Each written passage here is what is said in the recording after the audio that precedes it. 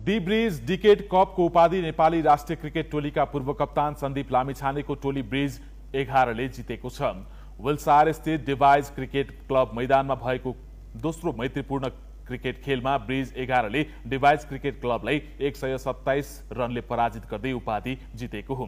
लन्डनमा toss हारेर पहिले bowling गरेको ब्रिज 11 का लागि म्यानी गुरुङले 26 बलमा 51 रनको अर्धशतकीय पारी खेले। त्यस्तै दिवस गिरीले 37 बलमा 62 रन तथा कप्तान सन्दीप लामिछानेले 24 बलमा 54 रन जोडेका थिए। बलिङतर्फ डिभाइसका जर्ज डनफोर्ड, क्यामरुन ली र अल गबले समान रूपमा 2-2 विकेट लिए। ब्रिज 11ले दिएको 307 रनको लक्ष्य पछ्याएको डिभाइस क्रिकेट क्लबको लागि थोमस एन्ड्र्यूले 71 बलमा 101 रनको शतकीय पारी खेले। त्यस्तै ल्युक ह्याम्ब्लिनले 39 बलमा 10 रनको योगदान दिए।